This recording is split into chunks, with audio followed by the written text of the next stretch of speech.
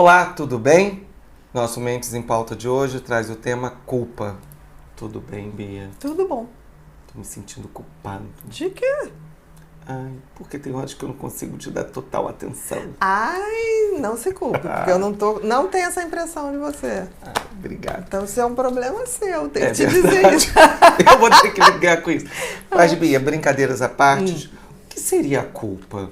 A culpa é um sentimento que vem da percepção que você falhou com alguém ou com você mesmo, ou que você imagine que o outro achou que você falhou.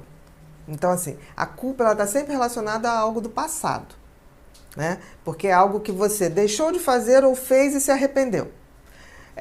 Então, é um sentimento. Sentimento é sempre um pensamento que vem de uma emoção. Então, você tem a emoção de ter falhado. Então, você tem um sentimento de culpa. A gente tem que ver, porque assim, tem gente que sente culpa de coisas reais, de ter feito uma coisa que se arrepende e sente culpa. Agora, tem gente que sente culpa daquilo que nem fez. Que são as pessoas que têm um pensamento, levam tão a sério o pensamento que esquece que pensamento não é ação.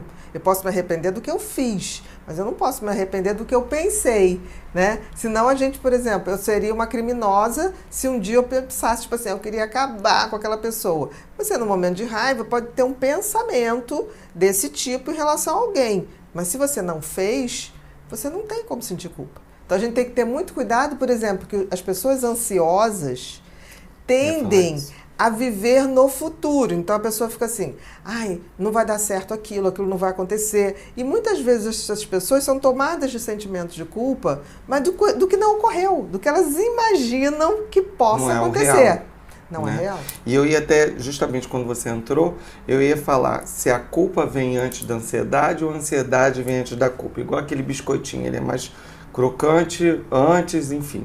Né? A culpa vem antes da ansiedade? Olha, se for uma culpa legítima, baseada naquilo que você fez e se arrependeu, vem antes. E aí você pode ficar ansioso até em obter um perdão com alguém que você falhou. Isso é bem comum. Agora, se a culpa vem de um pensamento que você teve, ela não é bem uma culpa. Você está acreditando, você está superestimando que é bem um pensamento. Ansioso, né? O ansioso fica no excesso de pensamento. Exatamente. Que pode estar levando dá a uma essa super dimensão para uma coisa que é só pensamento. A gente tem que entender que pensamento, nós não somos o que pensamos, nós somos o que fazemos. Porque eu vejo muita gente sofrer com seus pensamentos.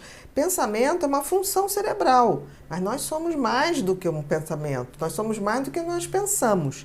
Tanto é que você pode, de fora, ver os seus pensamentos. Quantas vezes você está deitado de manhã, acorda ali quietinho e fica observando seus pensamentos passarem?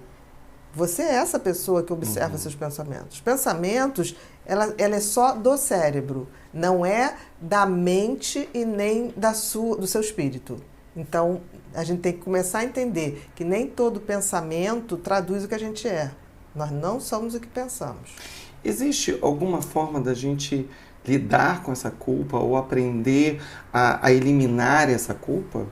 Eu acho o seguinte, quem tem muita culpa, em geral, são pessoas que têm muito medo de errar. E eu acho que se você erra na vida, e todos nós vamos errar, o que vai dar diferença se eu vou ter culpa ou não é a intenção que você tinha em agir. Por exemplo, eu posso às vezes até te magoar e ficar arrependida depois. Mas se eu tenho certeza que a minha intenção ao te falar alguma coisa foi genuinamente amorosa ou cuidadosa, eu vou ter condições depois de te pedir desculpas, né? E eliminar minha culpa. Então a gente tem que agir com a intenção certa, porque a intenção certa faz com que qualquer culpa que surja depois, você tenha consciência que você fez o seu melhor, mesmo que não tenha sido o mais oportuno ou o mais agradável. Mas isso não quer dizer que a gente sai falando para as pessoas tudo de qualquer jeito. Eu posso ter coisas interessantes para falar para alguém, mas eu tenho que arrumar um jeito de falar. Se eu falhar, eu tenho que me garantir na intenção. Quando a intenção é boa, tudo é possível de ser resolvido e de abrandar a culpa. Agora, se eu não construo uma intenção antes de fazer alguma coisa, a possibilidade de culpa é muito grande. Outra coisa também eu acho que pode auxiliar bastante também é a questão das tríades da terapia cognitiva comportamental. Trabalhar essas distorções. Porque pode, exatamente isso que você falou, esse tipo de pensamento e essa forma que você está levando para a culpa pode não ser. E às vezes com a ajuda de um terapeuta pode tratar isso daí para você sair dessa... Porque na realidade, na terapia cognitiva, você vai refazer. Por que você tem esse sentimento de culpa? Você vai descobrir isso. Por que você faz Quais aquilo. Quais são as coisas que levaram aquela culpa. Ao sentimento. De repente você tem uma tendência a ser aquela pessoa que quer controlar tudo, quer resolver tudo de todo mundo, feitos arrimos de família, né? Aquelas pessoas que resolvem tudo.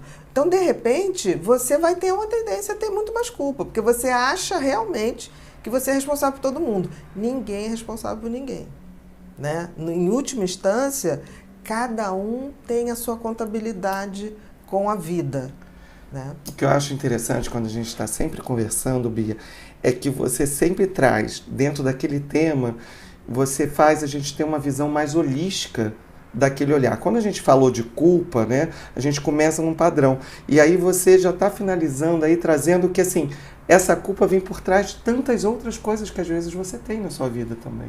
Sim, até porque, por exemplo, a gente não pode esquecer que a gente tem, no mínimo, a tal das 3 dimensões, né? O corpo, a mente e o espírito.